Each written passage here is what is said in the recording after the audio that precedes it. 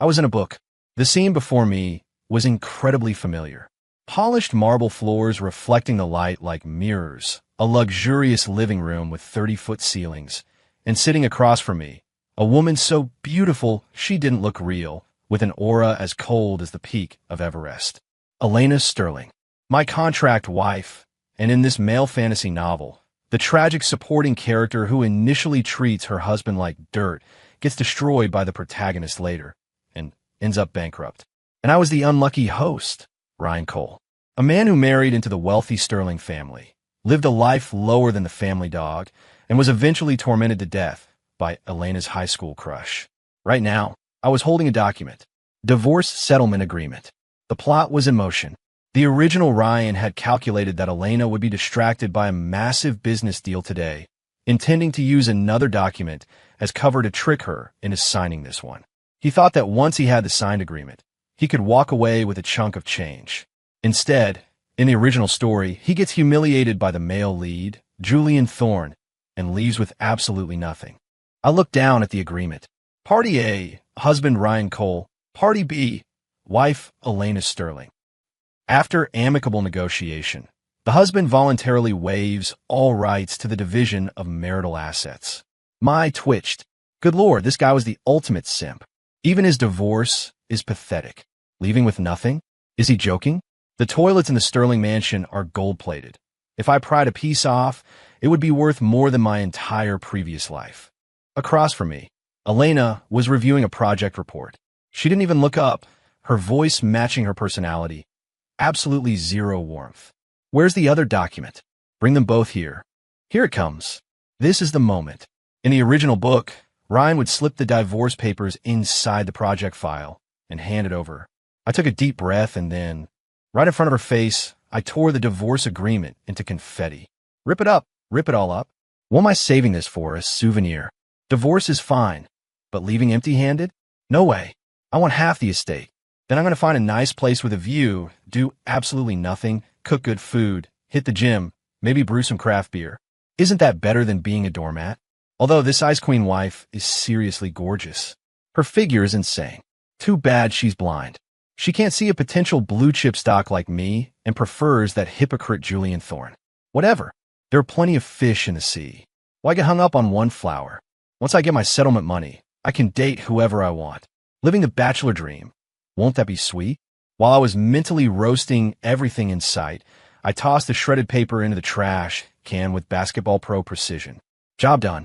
I leaned back into the Italian leather sofa, getting comfortable. What document? There isn't one. I looked at that project file, by the way. There are a few fatal loopholes. I wouldn't sign it. I made it up on the spot.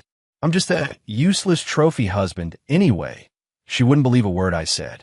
However, the expected ridicule and cold shoulder didn't come. I waited a while, hearing nothing, and curiously looked up. I saw Elena's fingers tighten around her fountain pen, the nib scratching a harsh line of ink across the expensive report. On her face, that eternal mask of ice, a crack appeared for the first time. Her beautiful, sharp eyes were staring dead at me, filled with shock, confusion, and a trace of bewilderment I couldn't read. Huh? What's with that face? Was she intimidated by my alpha energy when I ripped the papers? I guess it makes sense. The old Ryan was always cowering in front of her, like a scared puppy. Now that I've suddenly grown a spine, she's probably not used to it. But I have to say, she looks kind of cute when she's shocked. Her eyes are all wide and round, not looking down on people like usual. Elena's breath seemed to hitch for a second. She looked at me, her lips moving, but no sound came out. Because in her head, a voice completely different from the lazy expression on my face was echoing loudly. A snarky, vibrant voice. That voice was my inner monologue. She could hear it. Right now, a tidal wave was crashing through her mind. What is this man? Thinking, giving up assets? Half the estate? Doing nothing? Bachelor dream? And he called Julian a hypocrite. The most ridiculous part is, did he just call me cute? The barrage of mental shocks caused this high-powered CEO to completely short-circuit. She looked at the familiar man in front of her and felt like she was seeing a stranger. Was this still the timid Ryan Cole who was too nervous to speak in her presence? Why were his thoughts and his actions two completely different people? Elena finally found her voice, though it was a bit dry. You just said the project has loopholes? I lazily lifted my eyelids. Yeah, the risk transfer in Clause 3 and the profit distribution in Clause 5 are total traps. Anyone who signs that is an idiot. I was just repeating the plot from the book. This project was a trap set by Julian Thorne specifically to screw over Elena.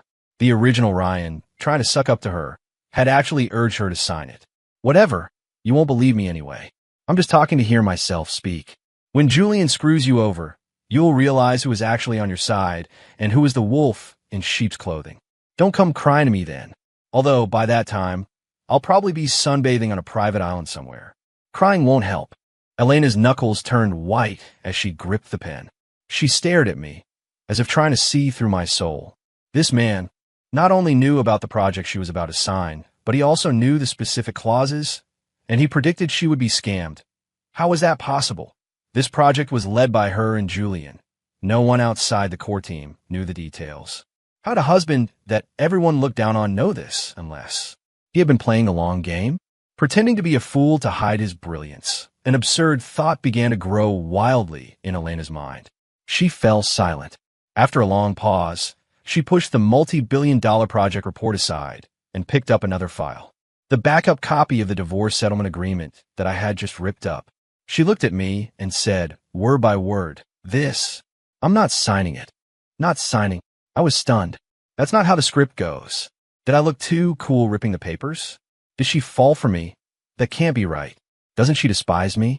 Elena looked at me with a poker face, but only she knew that her palms were sweating against the pen. She heard it clearly. This man not only admitted his attraction to her in his head, but also narcissistically thought he had charmed her. More importantly, he mentioned a script. What did that mean? A sense of absurdity and impending crisis she had never felt before enveloped her. Why not? I couldn't help asking aloud, breaking the weird silence.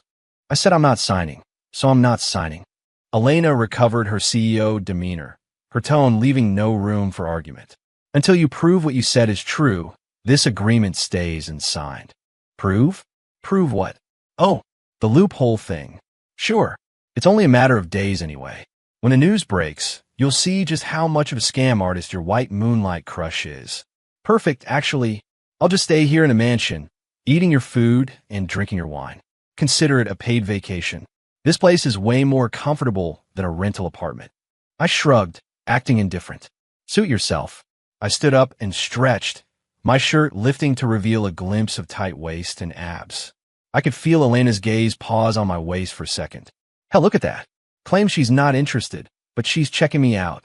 If you crave my body, just say so. We're all adults here. Clang. Elena slammed her fountain pen onto the desk. A suspicious blush rose on her cheeks. Her eyes darted away as she snapped. Get out. I curled my lip and turned to leave, angry from embarrassment. TSK, TSK. Women. After I left, the living room fell into a deathly silence. Elena pressed a hand to her racing heart, breathing heavily.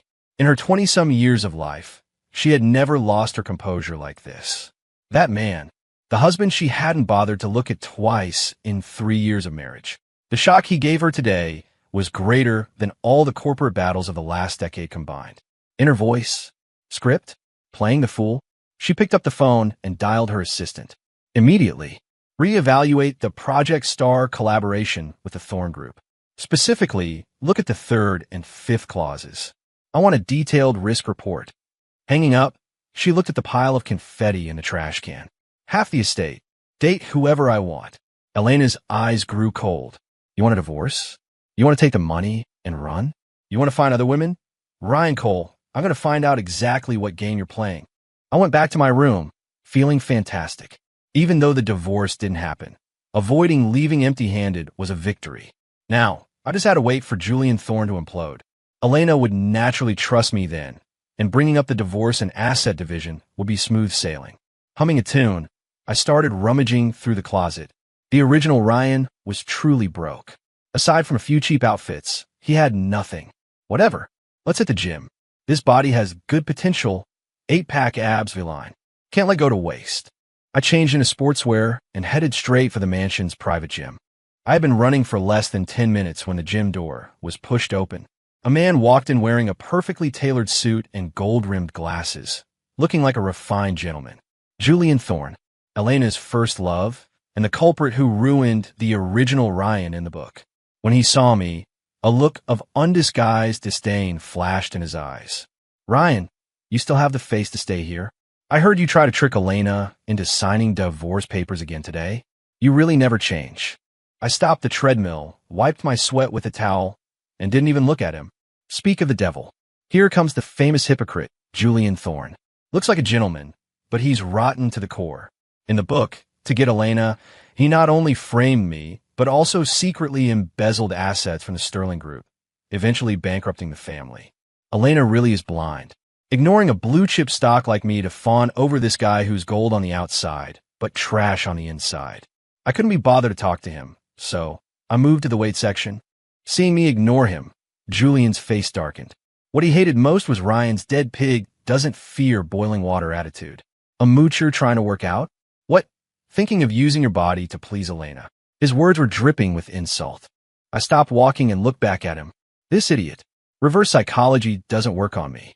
If I hit him, that love-struck Elena will think I'm jealous and deduct points for my settlement. Don't hit him. Don't hit him. A gentleman uses his words. Or his thoughts. I'll just curse him out of my head. Look at his pale face. Kidney deficiency, maybe? Wanting to recommend a good herbalist? Guaranteed to fix you right up. I was happily roasting him in my mind, unaware that a figure was standing quietly at the gym entrance. Elena had intended to see what I was doing, but as soon as she arrived, she heard Julian's provocation. She was about to speak up when my vivid inner monologue flooded her brain. Embezzled assets? Bankrupt the family? Kidney deficiency? Elena's pupils shrank. She looked at Julian, and for the first time, her gaze held scrutiny and suspicion. Julian, meanwhile, was still yapping away. Why aren't you talking? Did I hit a nerve? Loser. Just then, Elena's cold voice came from the doorway. Julian, have you said enough? Julian froze. Seeing Elena, he immediately switched to a gentle smile. Elena, I just couldn't stand it. I want to say a few words on your behalf. My husband doesn't need you to lecture him. Elena walked in and stood right next to me, her tone dropping to absolute zero. Also, in the future, don't come to my house without my permission. Julian's smile froze on his face. I was confused too. What's happening? Did the Ice Queen have a personality transplant? She's actually defending me? Did the sun rise in the west? Or did she finally realize how great I am? That must be it. She's overcome by my charisma. I knew it. Gold always shines eventually. Hearing my incredibly narcissistic thoughts, the corner of Elena's mouth twitched. She took a deep breath, suppressing the urge to smack me, and looked coldly at Julian. Please leave, Mr. Thorne. The eviction order was clear.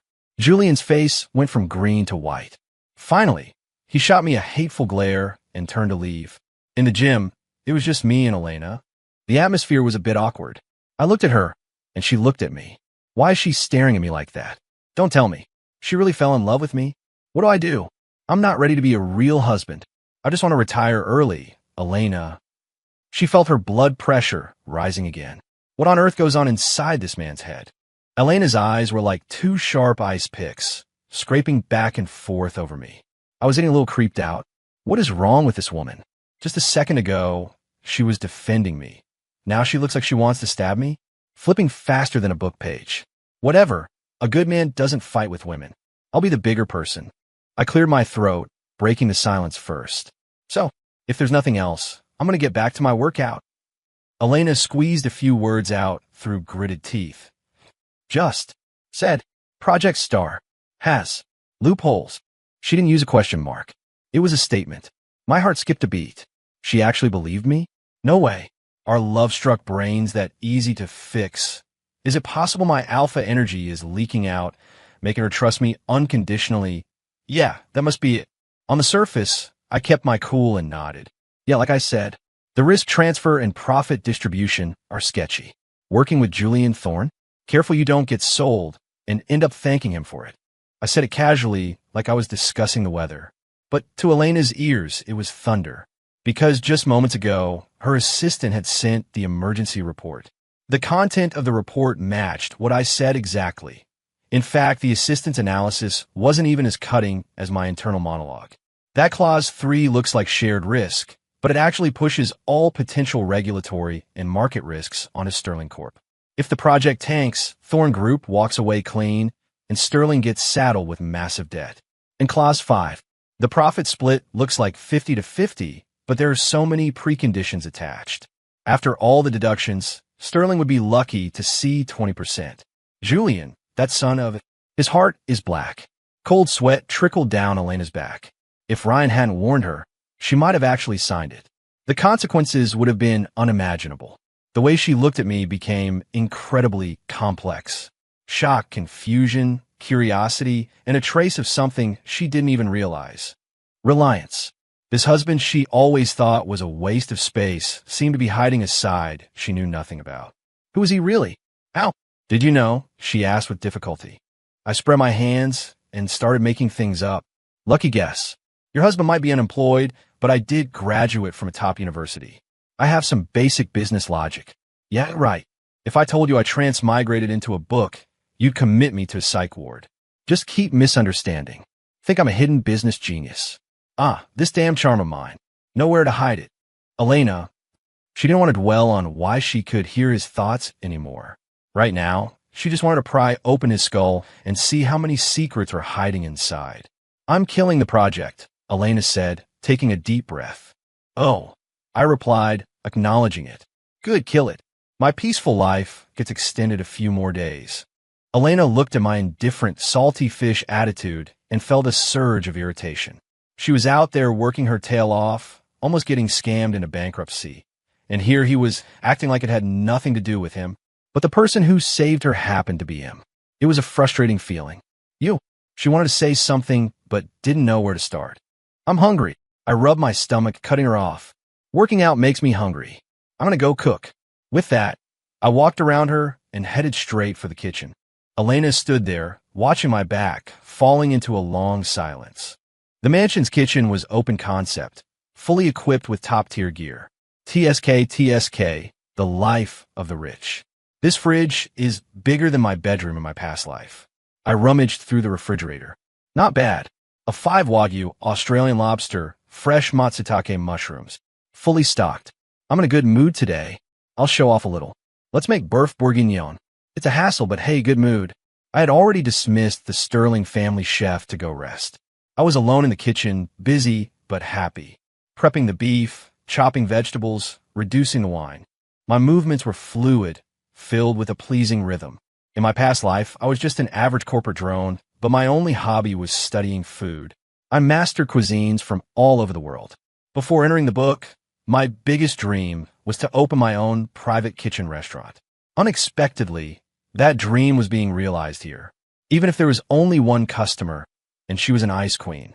2 hours later, a rich, dominating aroma wafted out of the kitchen, instantly conquering the entire mansion.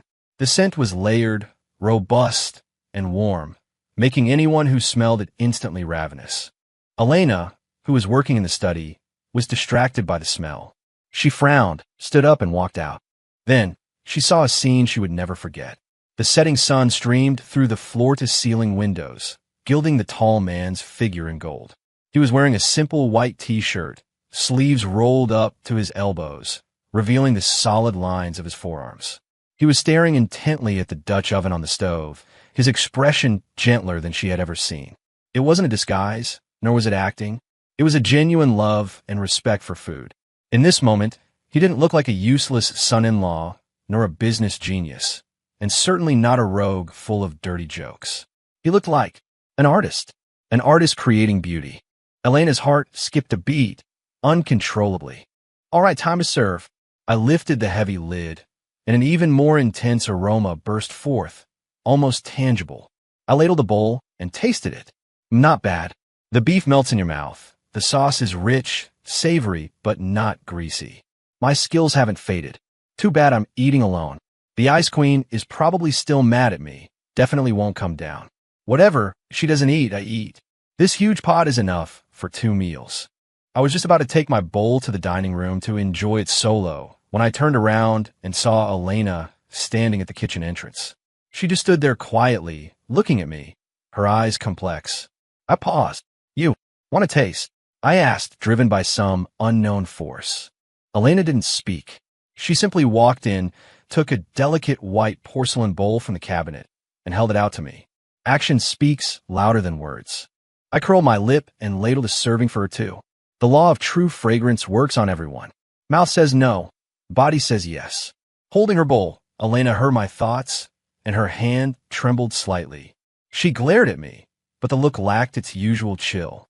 Instead, it held a bit of embarrassment. She lowered her head, gently blew on the spoon, and took a sip.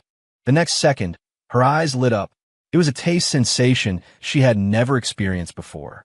The flavors of the wine, the beef, the herbs, everything melded perfectly into a warm current that flowed from her tongue straight to her stomach, instantly smoothing out the exhaustion and irritation of the day. Elena Sterling grew up in luxury. What delicacy hadn't she tasted? She had hired 3-star Michelin chefs to cook in her home, but no dish had ever given her such visceral comfort. This stew seemed to contain a power that warmed the heart. She looked up at me, currently burying my face in my bowl, her eyes filled with disbelief. How many more surprises was this man hiding? Conquered. If you want to capture a woman's heart, you have to capture her stomach first. The ancients didn't lie. Once she falls in love with my cooking, will she refuse to give me half the assets? Then I'll take the money, open a private kitchen, serve only 10 guests a day, open whenever I feel like it. That life. Even gods would be jealous. The trace of warmth Elena had just felt was instantly extinguished by my grand blueprint. So he makes such delicious food just to scam me out of my money. She felt both angry and amused. Angry that he talked about money every 3 sentences. Amused that she had actually felt touched for a second. She put down her bowl, wiped the corner of her mouth, and resumed her Ice Queen CO persona. The taste is adequate. I roll my eyes. Adequate?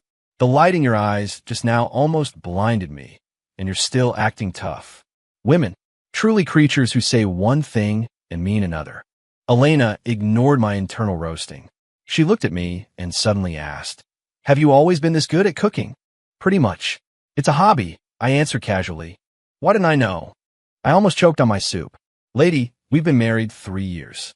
The total number of sentences we've exchanged is less than 100. How would you know? Every day you come home looking like you want to sanitize me with bleach. Did I ever have a chance to show off?" I complained wildly in my head but said aloud, "You never asked." Elena was struck speechless. It was true. She had never cared about him. In her eyes, he was just a tool who married into the family for money, an incompetent, cowardly existence that brought her shame. She never thought to understand him, nor did she deign to. But now, she realized she was wrong. Dead wrong. This man was like a puzzle. On the surface, plain and boring, but inside, hiding endless treasures waiting to be discovered. And she seemed to be the first and only person to find the treasure map. It was a strange feeling. We finished the meal in a weird silence. Elena actually broke character and ate 2 bowls. Seeing her looking unsatisfied even after finishing, I was secretly delighted. Hook, line, and sinker. After eating, I leaned back on the sofa, ready to enjoy a post-meal chill session. Elena didn't leave. She sat opposite me, holding a cup of tea, seeming like she had something to say. "I'll handle the Julian Thorne situation," she said. "I will make him pay back 10 times the losses from Project Star." Her tone was calm, but the murderous intent within it made even me, a bystander, shiver. Ooh, the love-struck brain is finally offline. Nice. Giving off those domineering CEO vibes. That's how it should be. Can't be soft on scumbags. Ideally, bankrupt him, make him live on the streets. That would be satisfying. Hearing my thoughts, the corner of Elena's mouth hooked up in an imperceptible arc. "As you wish," she said softly. "Huh, I didn't catch it. What did you say?" "Nothing." Elena put down her teacup. "Tomorrow, accompany me to a gala." "No way." I refused immediately. "Are you kidding? Galas are a pain. A bunch of people wearing fake smiles, blowing smoke up each other's skirts. I'd rather sleep at home." "You have to go." Elena's tone brokered no refusal. "It's the Vance family gala in Greenwich. Vanessa Vance specifically asked to see you." "Vanessa Vance?" I searched my brain for the name. "Oh, right. Another vicious antagonist in the book, Elena's arch-rival, and a rich heiress who looked down on the original Ryan.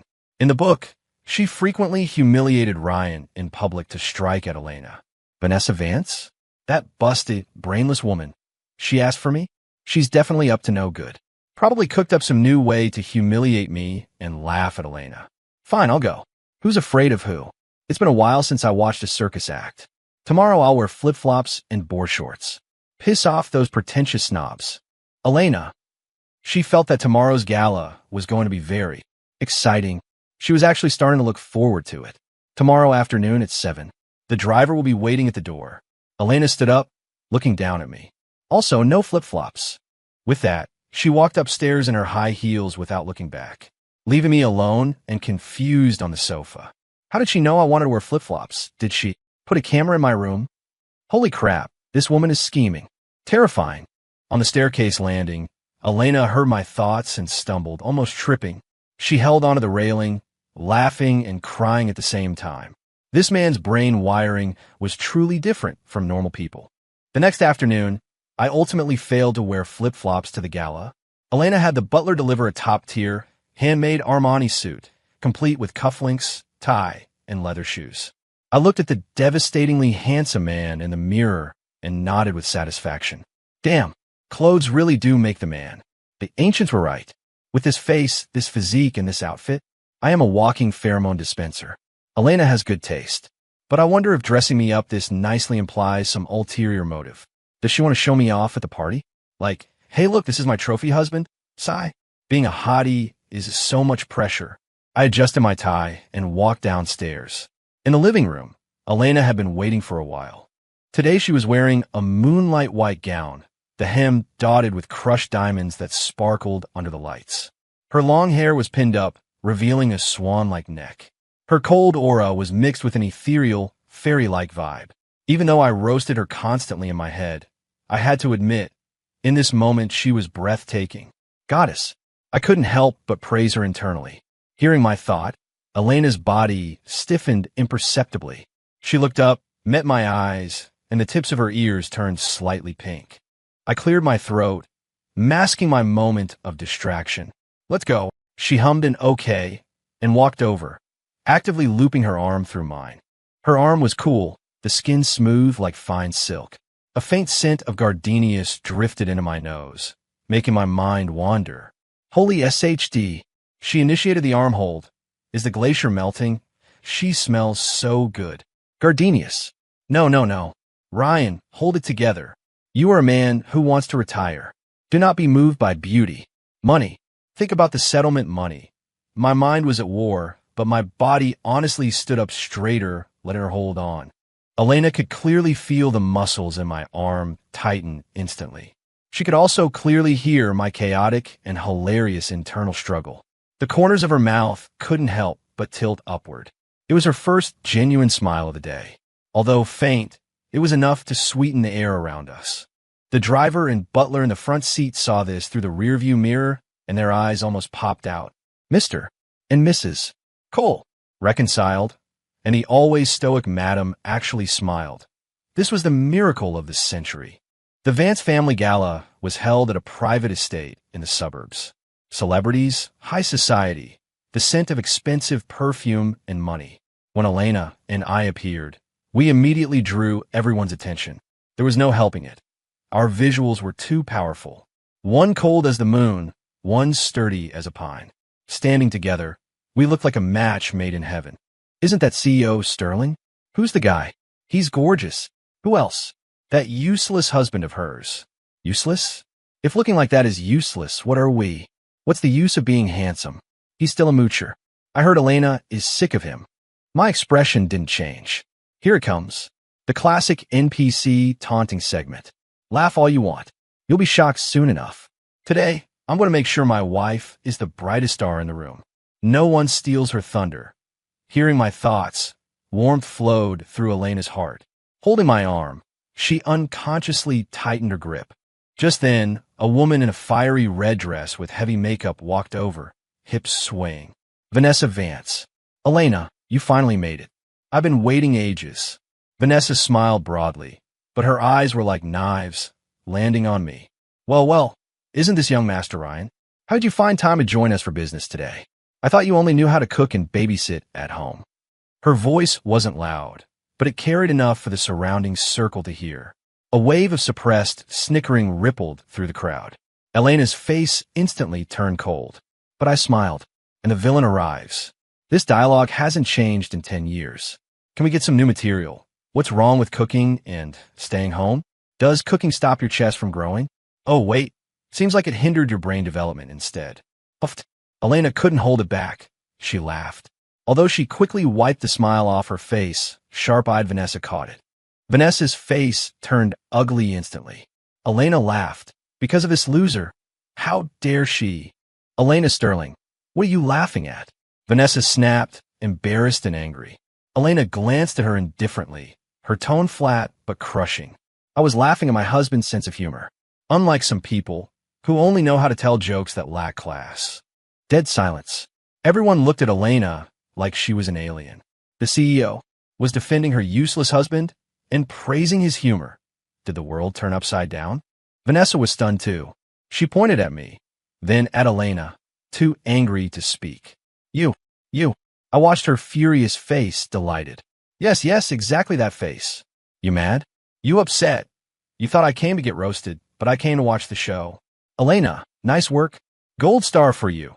Hearing my internal praise, Elena suppressed a smile, kept a straight face, and said to Vanessa, Miss Vance, if there's nothing else, we'll excuse ourselves. With that, she steered me past everyone's shocked gazes, straight toward the center of the ballroom. In that moment, looking at her back, she was a queen charging in a battle for me. Deep in my heart, the string labeled, just want to retire, seemed to be gently plucked. The atmosphere at the gala turned weird after that little interlude. Everyone's eyes kept darting toward us, full of investigation and curiosity.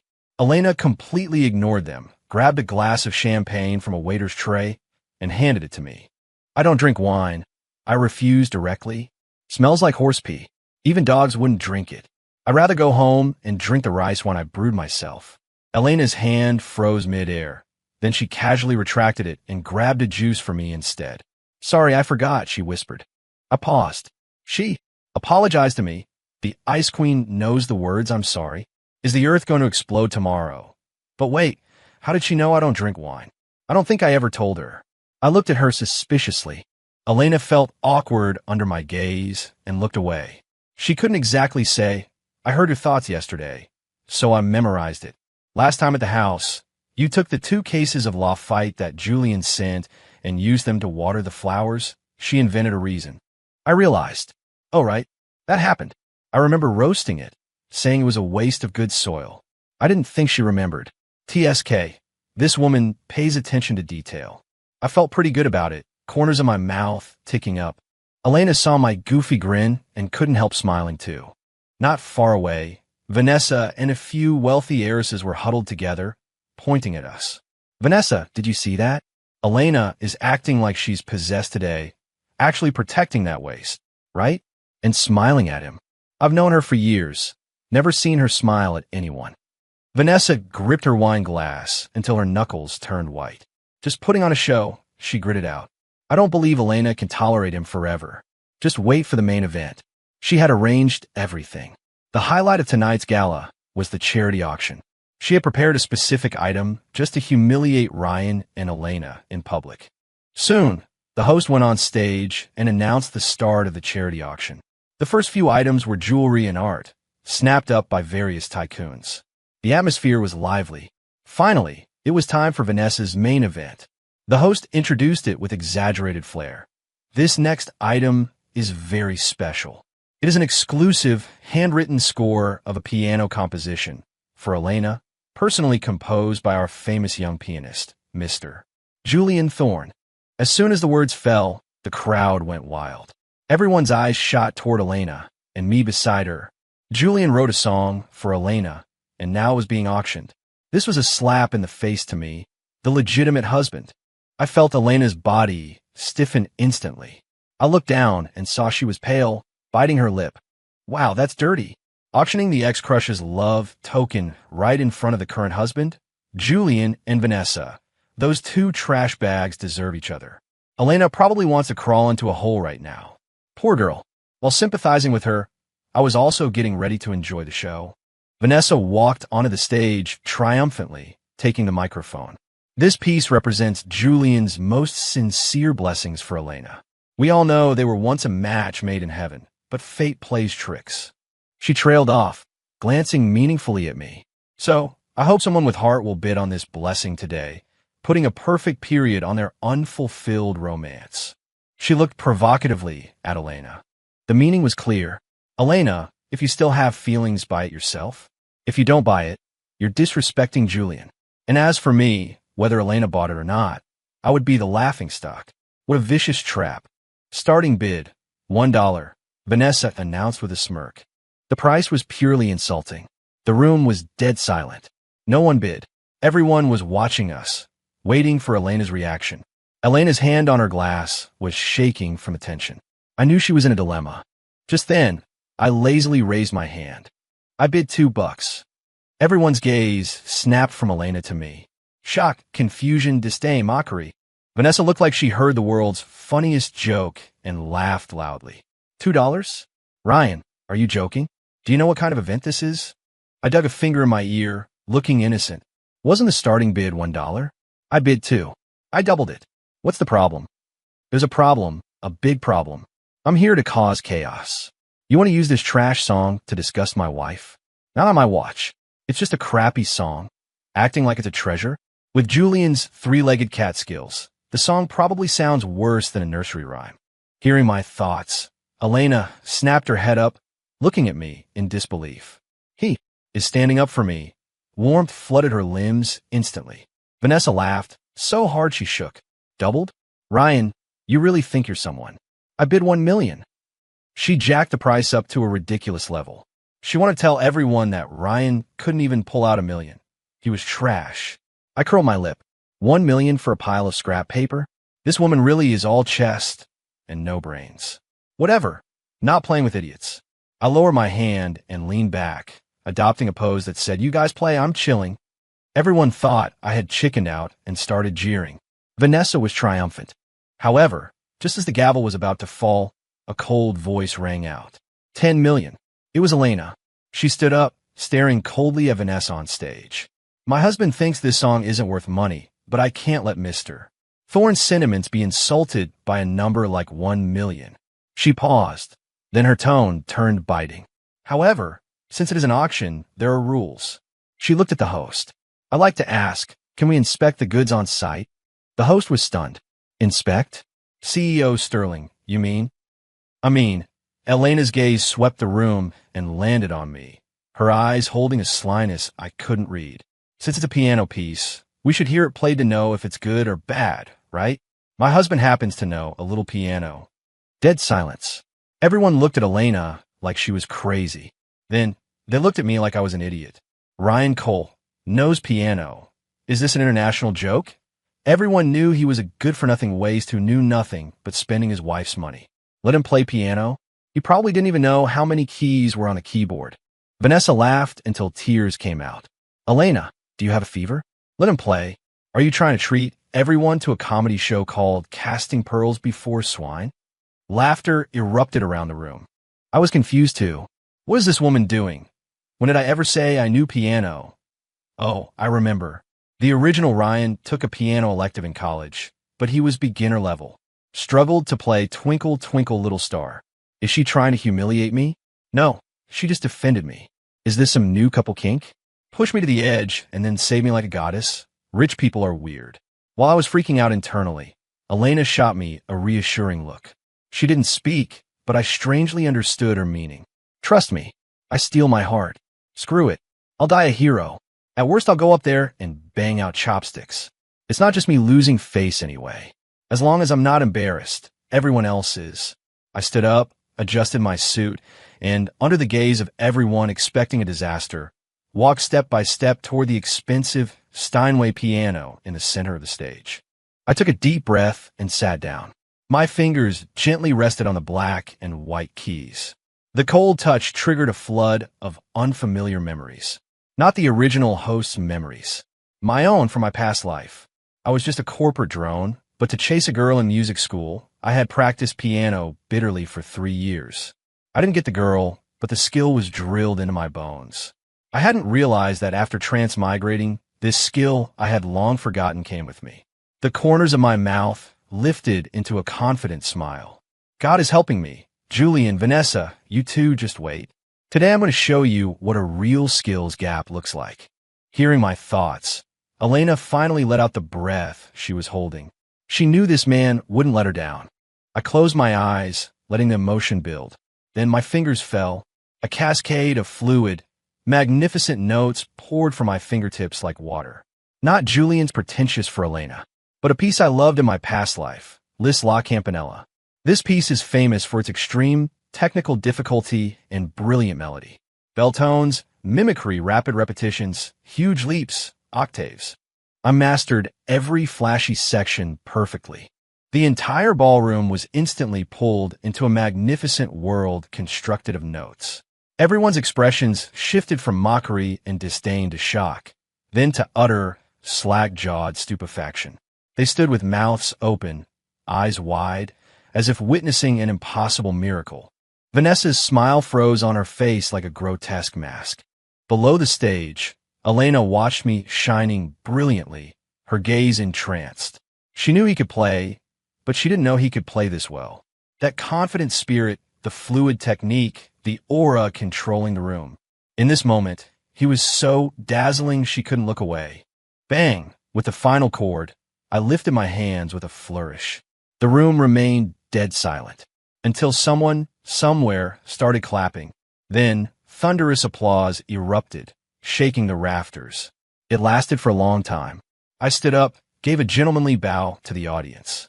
Then, I picked up the microphone, looking straight at the pale Vanessa and Julian, who had appeared beside her at some point. I just played, mister. Thorns for Elena in my head. The structure is loose, the chords are repetitive, and the emotion is superficial. It's full of whiny pretension. Calling it a nursery rhyme is an insult to nursery rhymes. I bid $2. $1 for the scrap paper, and the other dollar is compensation for Mr. Thorne's mental anguish. Because to write something like this, Mr. Thorne's inner world must be truly barren. With every sentence I spoke, Julian's face went a shade whiter. By the last sentence, he looked like a corpse teetering on his feet. You're lying, he shouted furiously. Whether I'm lying or not, everyone here has ears, I smiled, handing the mic to the host. 10 million for a pile of trash. Sterling Corp has money, but we don't burn it. My wife's money shouldn't be spent foolishly, so we don't want this song. With that, I turned around, and under everyone's reverent, worshipping gazes, walked off the stage straight to Elena. I held out my hand in an inviting gesture. Beautiful lady, may I have the honor of taking you away from this boring place? Elena looked at me, her eyes shimmering with light, filled with laughter and tenderness. She placed her hand gently in my palm. My honor, sir. We smiled at each other, and under the complex gaze of the entire room, walked out of the ballroom without looking back, leaving behind a shattered farce and 2 clowns who had become a joke. In the car on the way back, the atmosphere was unusually quiet. Elena and I sat side by side, neither speaking, but the air was thick with a vague, ambiguous tension. My hand was still holding hers. Her hand was soft, slightly cool, and felt comfortable to hold. I didn't want to let go, and she didn't seem to want to pull away either. TSK, does this count as a successful date? Progress is a bit fast. But honestly, the Ice Queen's hand feels nice. If only I could. Cough, stop. Ryan, you're a gentleman, but the way she looked at me just now. So gentle, like water. Does she really love me? What do? I just wanted a divorce and split the assets. I didn't plan on dating her. I was tangling myself in knots mentally when Elena suddenly spoke. Thank you. Her voice was soft, with a barely detectable tremor. Thank me for what? I asked, knowing the answer. Thank you for everything you did for me tonight. She turned her head, her beautiful eyes fixing on me, shining with a light I'd never seen before. I felt a bit shy under her gaze and tried to pull my hand back. She tightened her grip. Ryan, she said my name, her tone more serious than ever before. Let's not get divorced, okay? My pupils quaked. Not get divorced. Lady, don't scare me. What happened to the abuse the wife for a while, chase the wife into the crematorium trope? Why did the script change to domineering female CEO falls for me? I just played a song and acted cool. Was that enough? Where's your coldness? Your disdain? Did the dog eat it? Elena heard my internal screaming clearly. She almost couldn't keep a straight face. This man always managed to ruin the most romantic moments with his ridiculous inner monologue. She took a deep breath, forcing the topic back. You played very well, she said. Better than anyone I know. Oh, it was okay. Just casual playing, I said modestly. Are you kidding? I was known as the prince of the practice room back in the day. If not for needing to pay bills, I would have entered the Chopin competition. Alas, a hero with no battlefield. Elena, she decided to ignore my narcissism. How many other things can you do that I don't know about? She looked at me with curiosity. Nothing else. Showed all my cards. I shook my head vigorously. Just kidding. I have tons of skills. Master of all 8 culinary traditions. Know a bit of chess and painting. Brewing liquor is my specialty. All right. I can also drive a Ferrari with one hand. Can I tell you this? If I do, you'll never let me divorce. I don't want to be a trophy husband forever. Elena listened to my internal skill list, her eyes getting brighter and brighter. So, he didn't just cook and play piano. He could brew wine, paint. What kind of treasure was this man? She suddenly felt that the idea of divorce was the stupidest thought she had ever had in her life. Absolutely not. This man had to be hers. A bold idea formed in her mind. Ryan, she looked at me, eyes burning. Do you feel that being a son-in-law in the Sterling family is humiliating? My heart skipped a beat. How does she know? Did my face betray me? Whatever, we're at this point. Might as well be honest. I nodded and said solemnly, yes. Good. Elena took a deep breath as if making a major decision. From today on, you don't have to be the son-in-law anymore. My eyes lit up. She's letting me go, giving me the settlement. Happiness comes so suddenly. I was just preparing a polite speech like, I wish you happiness, when Elena's next words struck me like lightning. I've decided, she said word by word. From tomorrow, I, Elena Sterling, will become the trophy wife. I'm chasing you. Me? I was completely dumbfounded. Chasing? Me? Lady, did you get it wrong? I have a generic background. My parents are retired in a condo. You, a billionaire CEO, want to chase me. For what? For my outstanding debt. This script. Isn't it getting a little too wild? The driver in the front seat heard this. His hand slipped, and the car almost swerved into the landscaping. He stabilized the car, sweating profusely, daring not to listen anymore. The world of the rich is too crazy. Elena watched my stunned face, finding it both funny and sweet. She wanted to use this method to show him her determination. She wanted him to know she valued him as a person, not for anything else. What? You're not willing? She deliberately put on a stern face. I opened my mouth, unable to say a word. It's not about willing or not. I'm afraid my parents' hearts can't take the shock. Since Elena announced she was going to chase me, she acted like a different person. Before, she ignored me. Now it was 360-degree, high-definition care. I'd still be sleeping in the morning, and she'd already have the chef prepare my favorite Chinese-style breakfast. I went to the gym, and she was there handing me towels and water, staring at me with sparkling eyes like a fangirl.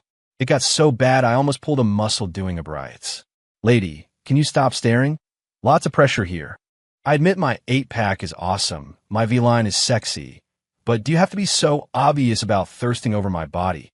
Hearing my thoughts, Elena blushed, but her eyes didn't dodge. Instead, she boldly scanned my abs. She even reached out a finger and poked my solid stomach. Feels nice, she commented with a straight face. Me? Holy crap. She touched me. This woman has gone bad. A warrior can be killed, but not humiliated. Touching the abs requires taking responsibility. I was internally righteous with indignation when Elena leaned in and whispered in my ear, only loud enough for us to hear. Okay, I'll take responsibility. Her warm breath hit my ear, making it tingle. I shuddered, almost falling off the machine. I looked at her in horror.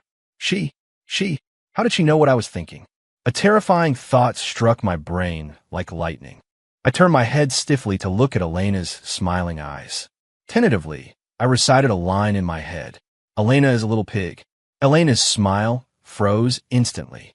Elena is the world's prettiest little pig. The corner of Elena's mouth twitched. Elena is the world's prettiest little pig who is helplessly in love with me. Eddie. And Elena gritted out my name. Her pretty face flushed red.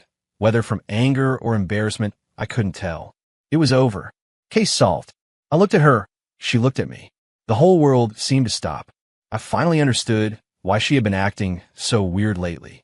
Why she knew the project had loopholes. Why she knew I didn't drink wine. Why she knew I wanted to wear flip-flops. Why she suddenly said she loved me. It turned out she had a VIP seat inside my brain this whole time. You, when did it start? I asked with difficulty, my voice cracking. Since the day you tore up the divorce papers. Elena took a deep breath and laid her cards on the table. My vision went black. I almost fainted. Does that mean she heard all my grand plans about splitting the assets, harem of women, and finding a place to do nothing? And my secret roast about her being an ice queen, love-struck brain, and blind? Social death.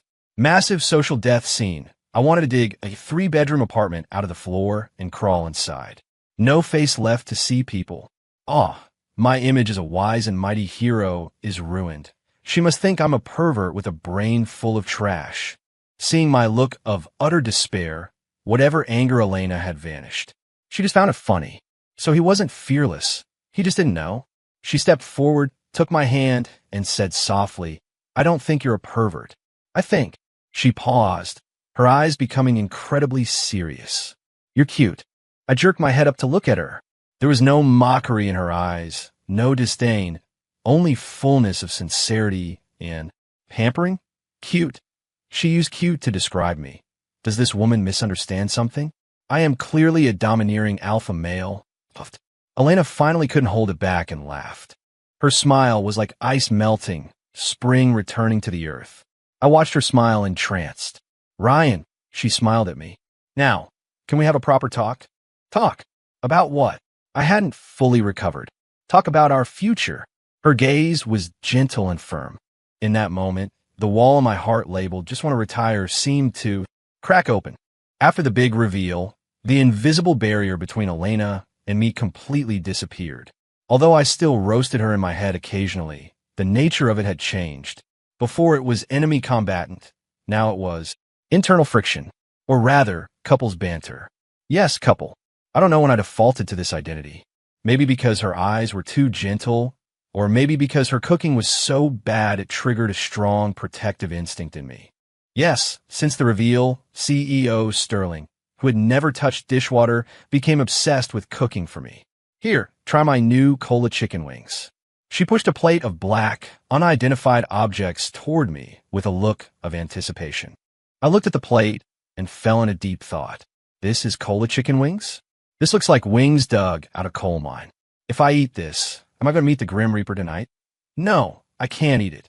If I die, who inherits my debt? I was trying to find an excuse to run when Elena looked at me with those big, watery eyes, her voice soft and pleading. I worked on it all morning, even burned my hand. She held out her slender hand. Indeed, there were a few small red marks. My heart softened. Forget it. Sacrifice for righteousness. Today is the day. It's just a plate of wings. What does Ryan Cole have to fear? Worst case scenario is diarrhea. I'll be a hero again in 24 hours. With the resignation of a man going to the gallows, I picked up a piece of charcoal and put it in my mouth. The next second, my expression froze. Elena asked nervously, How is it? Good. I chewed with difficulty, then gave her a thumbs up. Good. Too good. It's just. The flavor is unique. Salty. Deadly salty. Did she mistake the salt jar for the sugar jar? This level of skill is truly hard to achieve. But seeing her look so expectant, I can't crush her. Okay, I'll eat another one to encourage her. Enduring double trauma to my taste buds and physiology, I picked up another piece. Elena watched me devouring the food, her eyes smiling into crescents.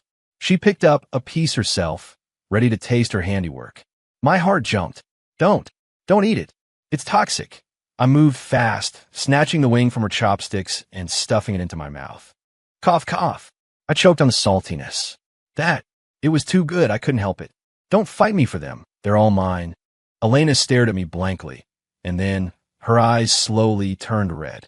She heard everything. She knew how awful the dish was. She knew he was forcing it down, just so she wouldn't be disappointed. He even stole the one from her chopsticks, so she wouldn't have to taste the awful flavor. This fool. How could there be such a silly, gentle man in this world?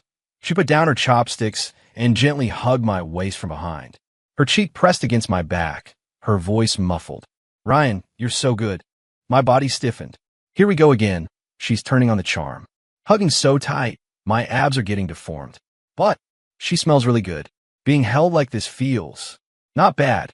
While I was secretly enjoying it, a breaking news notification popped up on my phone. Sterling Group stock skyrockets due to CEO husband sleep talking. I clicked it open and was dumbfounded. The news said a financial reporter had interviewed me a few days ago, asking about the future development of Sterling Group. At the time, I had just woken up from a nap and groggily replied, "Don't ask me. I know nothing. I just want to sleep." The market interpreted this as the heavy hitter behind Sterling Group is extremely confident in the company's status, confident enough to sleep soundly without worry. What did this mean? It meant the company's future was bright, so the investors went crazy. Sterling Group's stock hit the daily limit for 3 days straight. My sleep talk was turned into a meme and went viral. Ryan didn't get out of bed today became the #1 trending topic. I looked at the news, jaw on the floor. This actually works? I really just wanted to sleep? Are investors' brains wired differently, making money while lying down?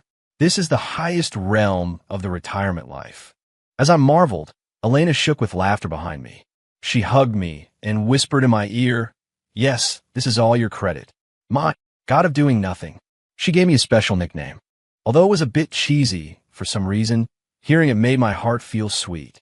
Life seemed to be sprinting in a direction I had never anticipated, sweet, ridiculous, and wild. And I didn't seem to hate the feeling. Maybe doing nothing together wouldn't be such a bad choice.